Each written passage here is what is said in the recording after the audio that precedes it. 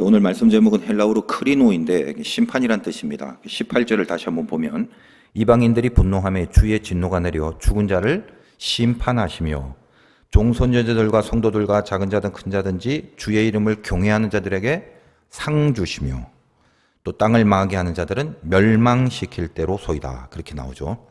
여기 심판이란 단어가 나옵니다. 우리 기독교 신앙에서 심판 그러면은 아주 익숙한 단어잖아요. 자, 그러면 이제 익숙한 건 익숙한 거고 그냥 느낌이 어때요? 자, 여기서 심판이라면 당연히 심판의 주체는 하나님이십니다. 하나님이 심판하신다. 그게 기독교죠. 그러니까 여러분들은 하나님이 심판하신다. 그 말을 들으면 기분이 어떠냐 이 말입니다. 좋아요? 아니면 싫어요? 학교 다닐 때 이제 시험을 치고 나면 그 다음에 이제 복도에 학년별로 1등부터 30등까지 이렇게 명단이 쫙 뜹니다. 아까 물어봤더니 이제 요즘은 안 그런다고 하더라고요. 근데 이제 그 앞에 모여서 다들 쳐다보죠. 그러면 이제 한참 동안 서서 그 명단을 흐뭇하게 바라보는 친구들이 있습니다. 그 친구들은 보고 나서 쉬는 시간에 또 와서 또 보고 또 와서 또 보고 그래요. 또 어떤 학생들일까요? 거기 상위 레벨에 이름이 적혀져 있는 친구들이죠. 또 반면에 아예 그곳으로 지나가지도 않는 그 학생들도 있습니다. 자기 이름이 안 붙어 있어서 속상해서 그래서 안 보는 학생들입니다. 또 좀 이제 특별한 친구들도 있어요. 자기 이름은 항상 없는데 그냥 누구 이름이 적혀져 있나 그거 조사하고 그 이름 붙어 있는 친구들한테 쫓아가서 그 소식을 신나게 알려줍니다. 야, 길동아 너 이번에 2등이야. 그 갑돌이가 1등했어. 막 그러면서 그런 정보를 알려주는 것을 낙으로 여기는 친구들도 있습니다. 하여간 종자들이 참 다양해요. 제가 중학교 1학년 때 그 2학년에서 늘 1등을 하는 형이 있어요. 철식이 형이라고 하는데 성이 아주 특이해서 기억합니다. 그 반씨인데 지금은 반기문 때문에 그래도 좀 익숙해졌지만 당시에는 이게 참 특이했습니다. 그 형이 복도에 붙여진 이름을 보면서 이런 걸 붙여놓으면 어떡해 그러더라고요. 거기 모여있는 사람들 다 들으라고 한 소리를 합니다. 그래서 제가 이제 그 형이 좀 이렇게 가증스러워 보여갖고 형은 그래도 제일 위에 있는데 뭐 어때? 그랬죠. 얼굴 표정이 나쁘지 않았습니다. 제가 그때 그 형의 그 흐뭇한 얼굴 표정을 아주 선명히 기억합니다. 그래서 이제 문득 생각이 나서 좀 알아봤더니 이제 의대를 간 거는 제가 알았는데 지금은 이제 정신과 의사를 하고 있더라고요. 나중에 알았지만 그 형이 아주 열심히 그 교회를 다녔던 학생이라고 합니다. 제가 이제 정확하게 기억은 못하지만 당시에 무슨 그 독서 대회인가 뭐 그런 게 있어갖고 그 학교에서 각 학교에서 학년별로 이렇게 대표를 하나씩 보내갖고 어디 뭐 다른 학교에 모여갖고 하루 종일 책을 읽히는 그런 대회였는데 제가 1학년에 이제 대표로 나가고 그 형이 2학년 대표로 해서 이렇게 같이 간 적이 있습니다. 그래서 알게 됐는데 저는 독서를 이렇게 안 좋아하거든요. 그래서 처음에 선생님한테 나는 가기 싫다라고 했는데 하여간 억지로 끌려나간 겁니다. 제 기억에 제가 태어나서 그때처럼 그 책을 읽기 위해서 종일 앉아 있었던 적이 없었습니다. 10권도 넘는 책을 제 기억에 그걸 한 이틀인가 한 3일 만에 다 읽고 또 독후감을 이제 써내야 하는 건데 책 읽는 것보다 더 싫어하는 게 제가 독후감 쓰는 거거든요. 기억에 한 그 10권도 넘는 책을 읽게 됐는데 정말 이게 죽겠더라고요. 그래서 이제 가끔씩 책 읽으면서 그 형을 이렇게 힐끔힐끔 쳐다보면 아주 진지하게 그 형은 책도 한참 열심히 읽고 그러더라고요. 공부하는 걸 이제 좋아하는 학생인 거죠. 괜히 좀 쓸데없는 이야기라서 몸도 아프고 죄송합니다만 제가 좀 이렇게 신기하다는 생각이 들어서 잠시 후에 말씀을 드리는 건데 당시에 그렇게 많은 책을 속독으로 읽어내야 했는데 그때 읽은 책 중에 딱 한 권만 기억이 납니다. 그때부터 지금까지. 정말 다른 건 하나도 기억이 안 나요. 분명히 다 읽긴 다 읽었는데 제가 기억하는 그 책이 뭐냐 흰고래 모비딕이란 책입니다.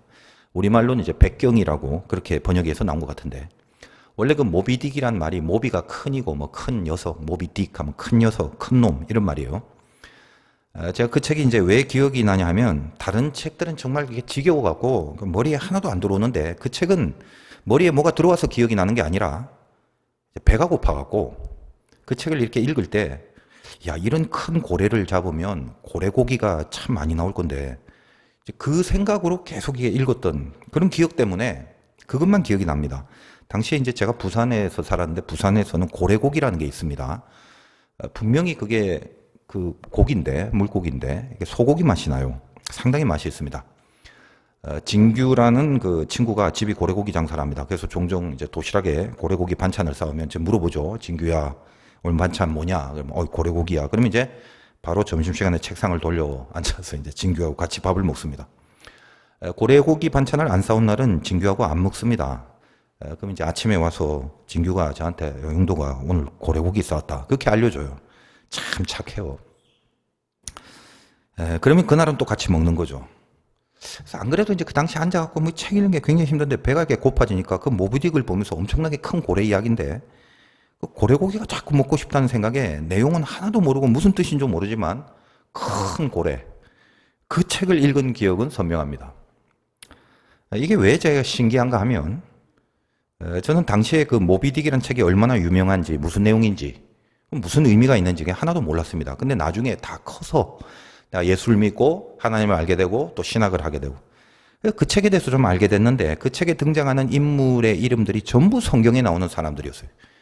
주인공이 이슈미엘, 근데 성경에 나오는 이스마엘이고 거기서 악역을 담당하는 그 배의 선장이 있는데 아하브입니다. 선장 이름이 아합이에요. 이게 아합. 그리고 거기 1등 항해사로 나오는 자의 그 이름이 스타벅입니다. 스타벅스가 창업할 때 이 항해사의 이름을 따서 만들었어요. 창업자 4명이 이 책을 너무 좋아해서 탐독하다가 이 스타벅이라는 이름을 따서 만들었습니다. 그래서 여러분이 그 스타벅스 로고를 보면 뭐 이상하게 머리 풀어 헤친 여자가 그 로고에 그려져 있지 않습니까? 그 여자가 그리스 신화에 나오는 사이렌이라는 마녀인데 반인 반어입니다. 노래소리로 유혹을 해갖고 배를 난파시키는 그런 존재예요. 그러니까 그렇게 커피를 마시도록 유혹을 한다라는 의도를 가진 그런 로고죠. 우리 이제 공습 경보 이런 거 울리면 사이렌을 울린다 그러는데 정신 차리고 이렇게 몸을 숨겨야 되는 바로 그 사이렌, 여기서 나온 말입니다. 그래서 제가 다 커서 이런 내용을 알게 됐을 때 그냥 뭔가 제 마음에 그때 읽은 책 중에 모비딕만 기억이 난 이유가 고래고기가 먹고 싶어서가 아니라 그게 성경의 메시지를 주는 책이었기 때문에 뭔가 제가 예수를 믿기 전부터 하나님이 저에게 이 성경에 관하여 어떤 그 메시지를 자꾸 이렇게 연결시켜 주신 것이다. 이런 생각이 드는 거예요. 여러분이야 뭐 제 인생에 별로 관심이 없겠지만 저는 나중에 이 모비딕에 대한 이야기를 알고 나서 속으로 상당히 놀라고 굉장히 좀 신기했었습니다. 하나님이 알게 모르게 나를 자꾸 이렇게 건드리신 사건 중에 하나구나. 자, 그런 느낌이 있는 겁니다. 뭐 괜한 얘기를 좀 했지만 그냥 너무 이렇게 신기한 거죠. 여러분 삶 속에도 뭐 그런 경험이 좀 있을 것이다라는 그런 생각 속에 공감을 좀 하려고 하는 건데, 자, 이런 전제하에 우리가 좀 심판에 대해서 생각을 해보자는 거예요. 시험을 치고 나서 복도에 붙여진 그 명단에 자기 이름이 붙어 있을지 없을지 그건 각자가 이미 다 압니다. 그래서 그 전날에 이미 다음 날을 좋아라 그렇게 기다리고 있습니다. 심판이 좋은 거죠. 반면에 시험에 망친 친구들은 그 전날부터 괴로워합니다. 뻔히 이름이 없을 건데 내일은 심판이 있는 날이고 그러면 전날부터 싫죠. 그러니까 심판, 크리노라는 것은 그 뉘앙스가 뭔가 벌 받는다라는 인식이 강하지만 실은 상 받는 것도 심판이고 벌 받는 것도 심판입니다. 아까 18절에 그거 확인했지 않습니까?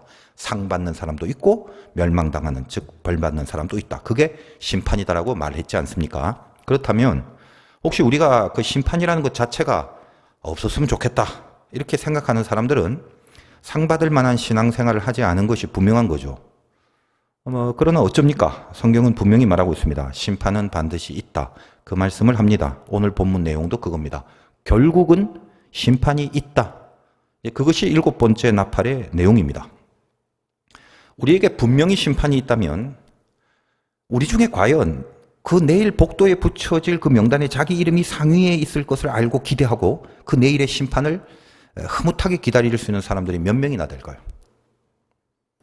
나는 과연 심판을 좋아하는 사람인가 싫어하는 사람인가? 오늘 6월절이라서 그런지 꽤 많이 오셨는데 여러분 스스로 한번 그 진단을 해보시기 바랍니다.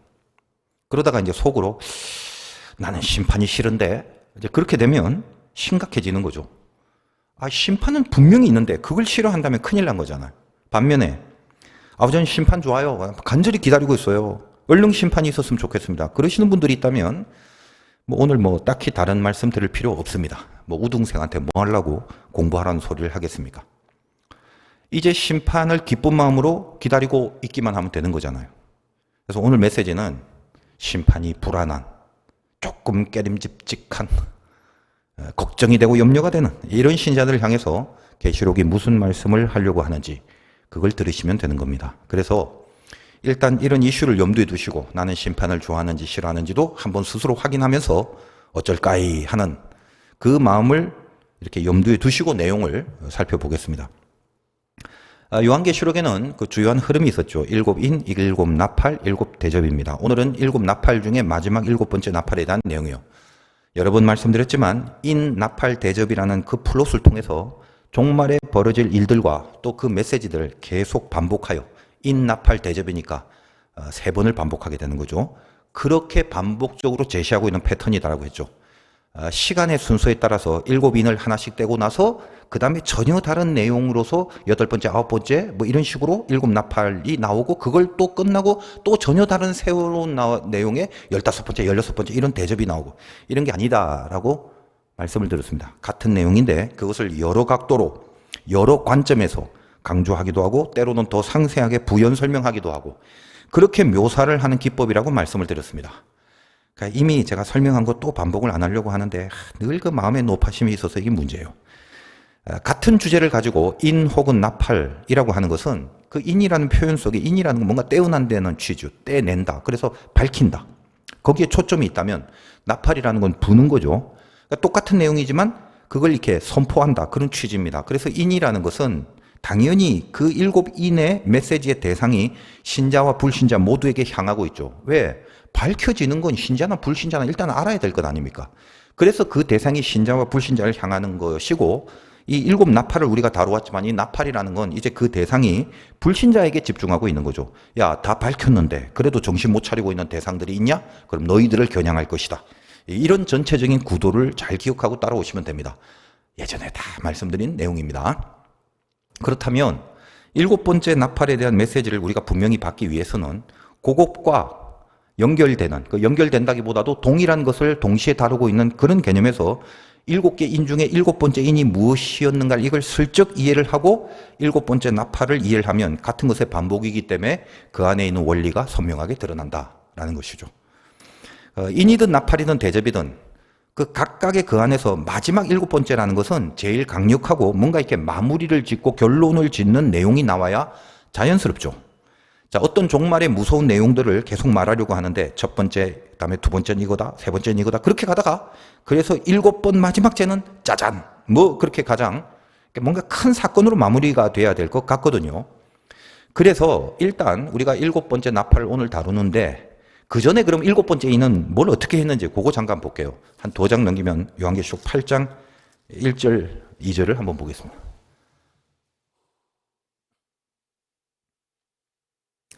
자, 일곱째 인을 떼실 때 하늘이 반 시간쯤 고요하더니 내가 보매 하나님 앞에 일곱 천사가 서 있어 일곱 나팔을 받았더라. 그 다음에 3절부터는 또 다른 천사가 나와서 예전에 다루었지만 향로의 향, 그것이 성도의 기도, 그리고 그 향을, 그 대접을 받으시고 이 땅의 응답으로서 우레와 음성과 번개와 지진을 내는 그런 장면으로 일곱째 인이 우리들에게 설명되고 있습니다. 뭐죠? 인 중에서 이제 마지막 일곱 번째라서 뭔가 가장 센 앞에 나왔던 어떤 재앙보다도 가장 뭔가 이렇게 그 충격적인 그런 재앙이 소개될 줄 알았는데 엄청난 사건이 아니라 의외로 뭐라고 그랬죠? 고요하죠. 고요하더라. 그리고 그 고요함 다음에 이제 일곱 개의 나팔을 받았다. 이제 나팔이 하나씩 진행되고 있습니다. 그리고 덧붙여서 아까 말씀드렸다시피 3절 이하에 성도들의 기도라는 향연 그 얘기를 하면서 그 기도에 대한 응답으로 우레 음성 번개 지진이 나오는 걸로 끝이 납니다. 자, 이 고요함에 대한 설명은 이미 또 그 부분 설교할 때 상세히 말씀을 드렸습니다. 여러분이 정말 그 성경 말씀을 통해서 좀 이렇게 하늘이 열려지려면 예를 들어 이제 요한계시록 그 강해가 다 끝나면 날 잡아서 한 일주일 정도 처음부터 끝까지 그냥 성경 계시록을 딱 펴놓고 설교를 아예 처음부터 다시 다 들으면서 계시록을 한 번에 확 끝내버리시면 이제 하늘이 열리게 될 것입니다.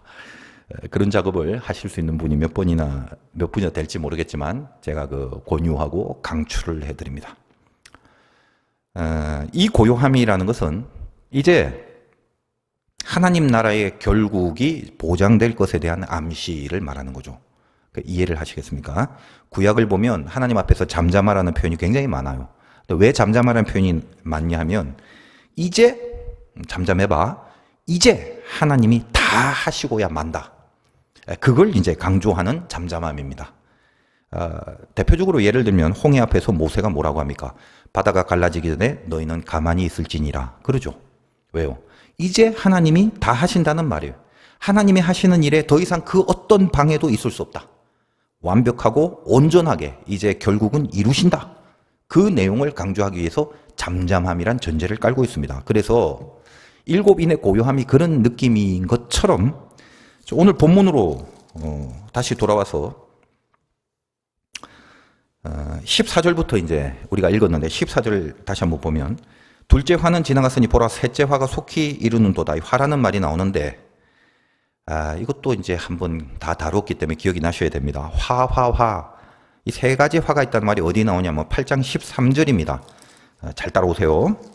8장 13절에 보면 내가 또 보고 들으니 공중에 날아가는 독수리가 큰 소리로 이르되 땅에 사는 자들에게 화가 있으리니 이는 세 천사들이 불어야 할 나팔 소리가 남아있음이로다 하고 다섯째 천사가 나팔을 불매. 자, 그렇게 시작됩니다. 그러니까 화가 세 번 있는데 그 첫 번째 화는 다섯 번째 나팔. 뭐죠? 이게 황충이 무적행의 연기 중에 나오는 그런 재앙입니다. 자, 그 다음에 또 두 번째, 여섯 번째 나팔은 두 번째 화를 말하는 거죠. 유브라데에 결박한 네 천사가 나오는 재앙입니다. 그리고 이제 오늘 일곱 번째가 바로 세 번째 화를 말하는 것입니다. 그렇다면 화. 또 첫 번째부터 일곱 번째라는 의미에서 황충이나 유브라데의 그 네 천사보다 뭔가 더 세고 엄청난 재앙을 말할 것 같은데 나팔 순서로도 일곱 번째요. 화의 순서적으로도 마지막 세 번째 화니까. 근데 여러분이 이미 읽어보았다시피 오늘 본문 일곱 번째 나팔, 즉 세 번째 화는 별다른 구체적 재앙의 내용이 나오지 않습니다. 읽어도 충격이 될 만한 거리가 하나도 없다는 거예요. 오늘 본문 읽으셨는데 뭐 구체적 사건이나 충격적 내용이 있었습니까? 없었죠. 무슨 내용들인가요? 그냥 우리가 익히 잘 아는 하나님 나라에 대한 찬양의 그 내용들일 뿐입니다. 그렇다면 오늘 이제 15절에서 그 18절까지는 결국 뭐냐? 아까 일곱 번째 인이 고요라고 했으니까 결국은 그 고요라는 그 부분의 영성을 대변하는 메시지가 오늘 일곱 나팔에서 15절에서 18절 사이에 그 메시지가 되는 것이고, 그리고 아까 일곱 번째 인의 마지막 즉 고요 다음에 무슨 내용이 나왔나요? 성도들의 기도를 통해서 우레와 음성과 번개와 지진이 응답으로 나타나는 말이 있죠. 동일하게 오늘 일곱 번째 나팔도 15절과 18절까지는 고요고, 그건 조금 이따 설명할 거고, 그 마지막에 결국 어떤 것으로 끝나냐면 19절에 이에 하늘에 있는 하나님의 성전이 열리니 성전은 하나님의 언약궤가 보이며 번개, 음성, 우레, 지진, 큰 우박이 있더라. 그렇죠. 동일하게 일곱인의 마지막 부분과 일곱 나팔의 마지막 부분이 동일합니다. 그 같은 원리로서 설명을 하고 있음을 우리가 알게 되는 거예요. 이제 그렇다면 15절에서 18절까지 내용은 분량이 많습니다만 이게 다 어떤 영성을 대변하냐라고 한다면 우리는 이미 힌트를 얻었잖아요. 앞에서 했던 일곱 번째 인의 고요함을 말하는 것이다라고 일단은 기본적으로 전제를 하고 보면 정확해지는 거죠. 그럼 아까 고요가 뭐라고 그랬는데 하나님이 결국 다 하시고야 만다. 하나님이 하시는 그 일에 그 누구라도 그 어떤 것이라도 방해할 수 없고 그 일은 퍼펙트하게 예외 없이 일어난다. 그걸 말하는 거라고 그랬죠. 그러니까 잘 생각해 보시면 일곱 번째 나팔이 바로 앞에 했던 여러 가지 나팔의 그 재앙들보다 뭔가 구체적으로 더 세고 강한 어떤 재앙으로 나타나거나 소개되는 게 아니라 이 앞에 했던 나팔들의 모든 재앙을 통해서 결국은 하나님이 이루시고자 했던 하나님의 그 결론적인 역사와 완성을 선포해 버리는 것으로 마지막 일곱 번째 나팔이 끝난다는 거예요. 그러니까 여러분이 이제 잘 생각하셔야 됩니다. 그렇다면 하나님이 결국에 이루실 그 일이란 게 뭐지? 자, 그런 질문을 하시면 안 되고요. 지금 그 이루실 일과 내용의 뭡니까? 그 내용적 사건, 이게 뭐지? 이게 어려워서 그걸 가르쳐주고 소개하고 이려는 게 아니죠. 이미 여러분들은 그동안 교회 다니고 신앙생활 하면서 늘 들었고, 그래서 익히 다 알고 있는 너무도 뻔하디 뻔한 내용들입니다. 보세요. 15절 이제 봅니다. 일곱째 천사가 나팔 불며 하늘에 큰 음성들이 나서 이르되 세상 나라가 우리 주와 그의 그리스도의 나라가 되어 그가 세세토록 왕노로 하시리로다. 뭐 몰라요 이거? 뭐 새로운 건가요? 뭐 황충 뭐 이런 겁니까? 뭐 유브라데 천사가 뭐지? 이런 거는 설명을 해드릴 수 있어도 아니 주님이 세세토록 왕노로 한다는 걸 여러분이 모를 리가 없어요. 또 17절 이르되 감사옵나니 옛적도 계셨고 지금도 계신 주 하나님고 전능하신 이여 친히 큰 권능을 잡으시고 왕노릇 하시도다. 하나님의 권능과 왕노릇 이거 몰라요? 다 아는 거죠. 또 18절 이방들이 분노해하며 주의 진노가 내려 죽은 자를 심판하신다. 자 뒤에 내용은 잘한 사람 상 주고 못한 사람 벌 받는다. 이거 뭐 다 알잖아요. 이미 우리가 익숙하게 다 알고 있는 뻔히 알고 있는 내용들이죠. 그렇다면 다 아는 걸 뭘 이렇게 다 설명을 했느냐? 자, 이 내용이 뭔지가 중요한 게 아니라 그럼 당연히 잘한 사람 상 주고 못한 사람 벌 주지. 그러니까 그 내용이 뭔가 이게 중요한 게 아니라 그렇죠. 여러분이 심판의 내용, 심판이라는 거를 모르지 않잖아. 다 알잖아요. 처음 듣는 것도 아니고. 그럼 뭐가 중요하냐? 바로 그것이 그 뻔한 것이 여러분이 다 알고 있는 바로 그것이 반드시 이루어진다. 그걸 믿으면서 사느냐. 그게 핵입니다. 이제 아까로 한번 돌아가 보자고요. 복도에 붙여진 그 명단을 흐뭇하게 바라보는 학생들이 있습니다. 철식이 형 같은 사람이죠. 물론 이제 그 옆에 있는 저도 흐뭇하게 바라보고 있었지만 또 제 이야기를 하면 여러분들이 이제 재수 없다고 생각할까봐 이렇게 철식이 형으로 대신한 겁니다. 제가 참 생각이 깊은 사람입니다. 그리고 또 한 부류는 막 속상해서 자책감에 시달리고 그 앞에 서지 못한 학생들이 있습니다. 그리고 굳이 또 한 부류라고 하면 자기는 명단에 항상 없었지만 그 명단에 누구 있는지를 늘 조사하면서 알려준 착한 친구들도 있죠. 자, 그런데 거기에 또 하나의 부류가 있죠. 누굽니까? 그 명단에 1도 관심이 없는 친구들. 그 명단은 자기하고 아예 상관이 없는 거죠. 공부하고는 아무런 상관없이 학교를 다니는 친구들입니다. 자기 이름이 거기 없어도 자극이 없어요. 그냥 그날 도시락을 맛있게 먹으면 그게 기분 좋은 그런 학생들이 친구한테 삥 뜯어서 그날 매점에서 브라보콘 하나 사 먹으면 흐뭇해하고 어디 숨어서 담배 핀 거 안 들키면은 오늘 하루 학교에서 성공했다라고 여기며 그렇게 살아가는 학생들입니다. 목사님 어떻게 제 이야기를 하십니까? 이러시면 안 되죠. 여러분 중에 대다수는 심판이 흐뭇한 것보다는 심판이 불안하고 두려운 사람들일 것입니다. 그런데 심판을 불안해한다는 것은 가능성이 있다는 말입니다. 그 명단에 자기가 없는 것이 괴로운 사람들은 반드시 다음번에는 자기 이름이 올려져 있을 것을 노리고 노력하고 각오를 하게 됩니다. 내 이름이 있냐 없냐, 지금 그게 있냐 없냐가 중요한 게 아니라 하나님의 심판이 내용이 뭔지를 모르는 게 아니잖아요. 그 이름이 올라가면 좋은 거고 없으면 나쁜 거라는 걸 왜 몰라요? 그 심판이 분명히 있다는 것을 아는 게 중요하다라고 했죠. 그 심판이 있다는 것을 믿을 때 드디어 심판에 대한 준비를 하게 되는 겁니다. 그래서 지금 당장은 저나 여러분들이 심판이 싫을 수도 있습니다. 아직 내 이름이 거기에 적혀져 있을 만한 실력이 없다라는 그 불안 때문이에요. 그러나 그 불안이라는 게 포기가 아니라 무관심이 아니라 이래도 좋고 저래도 좋다가 아니라 내 실력에 대한 안타까움이라는 것을 그걸 명심하시기 바랍니다. 그러므로 여러분의 그 스타트 라인이 무엇이어야 하는가 그걸 확인해야 되는 거예요. 정말 심각한 것은 심판이 좋지도 않고 싫지도 않은 자들이에요. 왜냐하면 이미 그들은 심판이라는 게 없습니다. 그게 진짜 심판이 그거예요. 심판이 없다고 생각하는 자, 그게 진짜 심판이란 말이에요. 근데 여러분은 어때요? 심판이 싫으신가요? 왜죠?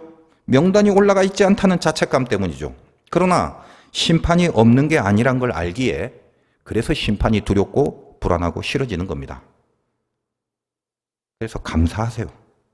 실력이 없다는 것은 불안해해야 하지만 그 불안함에 대한 그 감각이 있다는 사실에 대해서만큼은 감사하고 안심하고 그로 인해 담대할 수 있어야 한다는 것입니다. 그 감각이 뭘 증명하느냐 하면 여러분은 심판이 아예 없다고 여기는 그 심판을 받지 않은 사람이라는, 진짜 심판을 받지 않은 사람이라는 증거이기 때문입니다. 가능성이 있습니다. 그리고 좀 더 정확하게 말하자면 가능성이 있다 한들 내 스스로 나를 알기 때문에 그 가능성조차도 확신하지 못하는 우리의 연약함을 우리는 알죠. 고로 사실은 그 가능성조차도 하나님이 만들어 가실 가능성이라는 것을 아셔야 됩니다. 여러분을 손대실 하나님의 조짐입니다. 내가 심판을 불안해하고 있다는 것, 내가 심판이 은근히 의식이 되고 심판이 있을 때 나는 어떻게 해야 되나라고 떨고 있는 자는 하나님의 손대 주심에 대한 조짐이라는 거예요.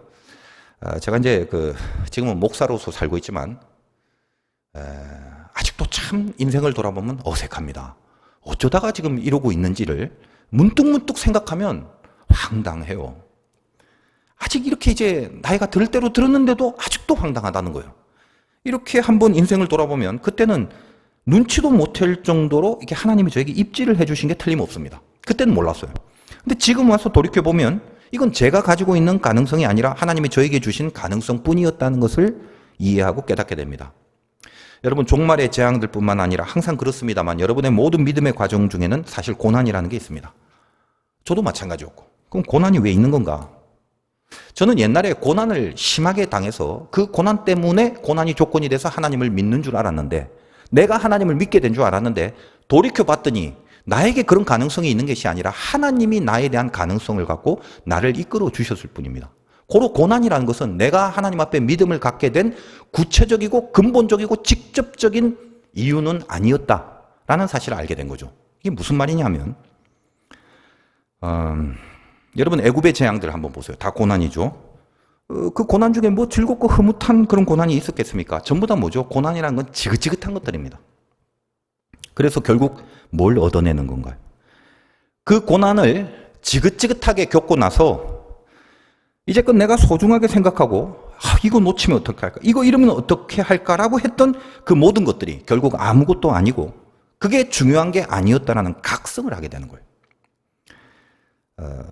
여러분께서 적당히 망하면 이 물질에 대한 애착만 더 커져요.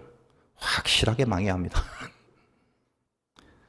물질이 더 이상 중요한 이유가 전혀 안 되는 경지로 내려가야 하는 거예요. 그래서 하나님이 주신 고난 때로는 굉장히 잔인해. 거기까지 내려가야 물질? 그것 말고 다른 것으로 살아야 한다는 마음의 혁명이 일어나게 돼 있다는 거예요. 여러분, 이스라엘에게 400년 동안 찌들었던 그 애굽의 생활 속에서 그들이 그 기간 동안 중요하게 여기고 소중하게 여겨왔던 모든 것들을 하나님은 그 애굽의 재앙을 통해서 치시는 거죠. 그게 고난입니다. 아주 지긋지긋해집니다. 그래서 결국 뭐요? 아예 그냥 이 애굽이라는 것이 옛날에 나일강의 문명과 비옥함이 있어서 바로의 말만 들으면 등 따시고 배부를 줄 알았는데 아예 그냥 이 애굽에서는 살 수 없다라는 판단과 진단을 하게끔 만드시는 거예요. 고난은 그렇게 우리의 눈을 뜨게 만들고 그래서 그 가능성을 향해서 하나님을 향한 믿음의 가능성을 향해서 이렇게 몸을 돌리게 만드는 거예요. 그러나 다시 한번 말씀드립니다만 혹시라도 그러니까 결국 고난을 통해서든 뭘 통해서든 나에게 가능성이 있다라고 여기지는 마시기 바라요. 출애굽의 교훈이 뭐예요? 출애굽은 그 재앙 때문에 애굽을 탈출했다라는 말을 한 적이 없죠. 유월절 때문이었죠. 그들이 경험한 그 재앙과 그 고난은 탈출의 근거가 아니었고 결국 유월절로 인해서 애굽을 떠나게 될 때 이 애굽에 대한 미련을 버리게 하시고 가나안을 향하는 게 더 중요하다라는 인식을 그 과정 가운데 내내 하게끔 해주었던 기능들을 했을 뿐입니다. 그러니까 보통 우리들이 고난이라는 게 신앙생활에 있어서 아주 중요한 덕목이라는 것은 아는데 그 고난이 조건이 돼서 우리의 구원을 이루는 것은 아닙니다. 고난이라는 건 믿음이 없이 맞닥뜨리다간 전부 이건 고통일 뿐이에요. 믿음으로 겪어내야 이 고난은 신앙 안에서 연단이 되고 능력이 되는 거죠. 고로 고난이 구원의 조건은 아닙니다만 우리가 은혜로 구원을 받죠. 은혜로 구원을 받고 세상에서부터 몸을 돌려 하나님께로 나아갈 때 안에서부터 내가 받은 구원과 그리고 내가 가는 이 신앙의 길이 틀린 게 아니야. 힘들지만 이게 맞는 길이야. 그런 인식을 하면서 계속적으로 그 길을 어떻게든 가게 만드는 역할을 하는 거예요. 여러분, 애굽에서 그 지긋지긋한 고난을 경험해 본 사람만이 광야에서 힘들 때 그럼에도 이 길을 가야 해. 다시 애굽으로 갈 수는 없어. 다시 애굽으로 가는 건 답이 아니야. 그렇게 자기를 추스릴 수 있는 힘을 얻는단 말입니다. 그래서 광야에서 믿음으로 이 고난을 겪어내고 견뎌내지 못한 자들은 모조리 어떤 추락을 하게 되냐면 전부 다 애굽으로 다시 돌아가겠다는 헛소리를 하고 있다는 것을 우리는 성경을 통해서 알고 있지 않습니까? 고난을 믿음으로 겪어낸 자들은 이미 알고 있어요. 지금 이 가는 길이 힘들어도 다시 애굽으로 돌아간다는 건 아니다라는 것을 인식할 수 있는 거예요. 그래서 고난이 필요한 거예요. 19절을 보겠습니다. 이에 하늘에 있는 하나님의 성전이 열리니 성전 안에 하나님의 언약궤가 보이며. 무슨 말인가요? 이에 앞에 했던 것에 연결하여 심판이 있다는 것, 반드시 그 심판은 완성되고 이루어진다라는 그거를 믿을 때 이어서 성전 안에 언약궤를 보여주는 것입니다. 언약궤에 대한 설명은 이제 그동안 많이 해드렸으니까 다 아실 것이고, 결국 뭐죠? 성소 안으로 들어가고, 그리고 지성소 안으로 들어가야 있는 게 언약궤죠. 여러분 아까 7인 8장에서 향연이 나오잖아요. 그 향연으로 연결되는데 보좌 앞 금제단에서 그걸 드리고자 한다고 했습니다. 보좌 앞이 어딘가요? 거기가 지성소를 말하는 거거든요. 아까 계시록 그 8장에 있는 7번째 인의 내용 중에 그때 설명할 때도 한번 찾아본 구절입니다만, 그 환상의 배경이 되는 레위기 16장 11절부터 13절인데 들어보세요. 레위기 16장 11절부터 아론은 자기를 위한 속죄제의 수송아지를 드리되 자기와 집안을 위하여 속죄하고 자기를 위한 그 속죄제 수송아지를 잡고 향로를 가져다가 여호와 앞 제단 위에서 피운 불을 그것에 채우고 또 곱게 간 향기로운 향을 두 손에 채워가지고 휘장 안에 들어가서 지성소에 들어갔단 말이에요. 여호와 앞에 분향하여 향연으로 증거계 위, 이거 언약궤죠. 언약궤 위 속죄소를 가리게 할지니 그리하면 그가 죽지 아니할 것이며, 이렇게 돼 있죠. 결국 무슨 말이냐면 아까 8장에서 그 7번째 인에 나왔던 향연의 배경과 오늘 19장 7번째 나팔 속의 언약궤를 보여주신 이 배경이 그 지적하는 영적 내용이 같은 거다 이 말이에요. 왜? 다 지성소 안에 들어갔다. 그럼 지성소가 뭐냐면 저 동쪽 문으로부터 번제단 물두덩을 통과하여 마지막 하나님의 임재를 만나는 마지막 끝장소 거기거든요. 그리고 늘 언약궤는 하나님의 임재를 말하는 거라고 그랬죠. 그래서 그 지성소 안의 언약궤 그 위에 제물의 피를 뿌리고 우리의 죄를 사함을 받는 그 대속죄일을 우리가 알고 있지 않습니까? 하나님이 우리를 받으시고 우리를 의인으로 심판하시는 사건입니다. 의인으로 심판하시는 거예요. 내가 심판을 믿는다는 것은 싫든 좋든 심판이 있다는 것을 여러분이 믿고 산다는 것은 하나님을 향한 감각이 있다는 걸 말합니다. 분명히 믿지만 그럼에도 내가 실력이 없어서 혹시 명단에 오를 수 없다라는 자책감과 자괴감이 있다면 그래도 포기하지 말라는 이야기를 하는 거예요.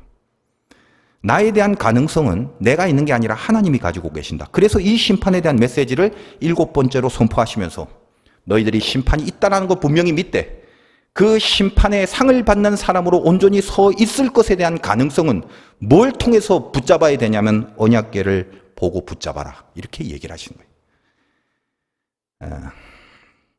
아까 말씀드린 18절에 주의 이름을 경외하는 자들에게 상을 주기 위하여 심판한다는 거예요. 우리를 향해서는 상을 주기 위한 심판만 있고 그 상을 주기 위한 심판으로 우리를 몰아가시기 위하여 주님은 우리를 위하여 피를 흘리셨다는 것을 기억하라라는 거죠.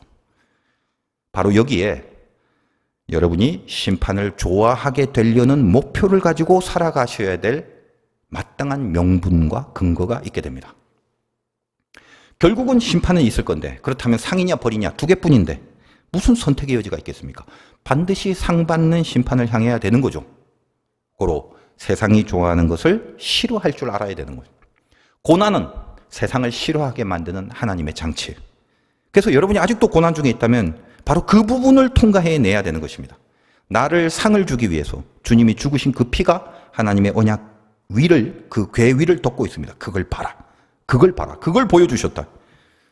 내가 노력하는 것은 그 노력이 중요하지만 그 노력이 나를 심판하는 내 심판의 조건이 아니라 이미 우리는 어떻다. 이 말씀 가운데 상 받을 운명으로 불리어전 이미 그 운명으로 불림받은 그 감사한 부르심에 대한 마땅한 반응으로서 우리는 노력하고 열심을 내고 땀을 흘리고 최선을 다해야 된다는 거죠. 그러므로 여러분 열심들, 특히 신자들의 열심은 조건이 아니라 당연한 그 반응일 뿐입니다. 잘 분별을 하십시오. 조건과 반응의 차이가 뭔지. 조건은 보상을 노리고 있지만 반응은 보상을 생각하지 않습니다. 하나님, 나 이렇게 할 테니까 보세요. 한번. 내가 분명히 이렇게 해드려요. 그러니까 저렇게 해주셔야 돼요. 안 해주기만 해봐라. 이미 조건이죠. 얼마나 많은 신자들이 이 조건을 염두에 두고 신앙에 열심을 내는지 모릅니다. 그러나 우리는 어때요? 진짜 신자라면 그냥 감사해서, 그렇게 불림받은 이 부르심에 대한 그 감사, 그냥 감사해서, 그래서 그렇게 할 수밖에 없는 것뿐입니다. 그러므로 예수 믿는 신자들이 은혜가 떨어지면 저도 마찬가지입니다. 늘 무슨 생각부터 드느냐? 억울함이죠. 억울함이 뭐죠? 왜 보상이 없냐? 이거예요. 상받을 운명으로 불러주시고 상받을 심판을, 벌받을 심판이 아니라 상받을 심판을 작정하신 하나님 앞에서 내가 정작 바로 그 부르심을 입은 신자임을 믿는다면 억울함을 누를 수 있어야 하는 것입니다. 나에게 하나님이 떠나지 않는 것, 오직 그 보상 하나만으로 충분할 수 있는 걸 믿음이라고 그럽니다. 여러분이 오늘 7번째 나팔 소리를 들으시고 지금 나의 상태가 어떤지 점검하시고 이 2월 한 달도 승리하시기를 주님의 이름으로 축원드립니다.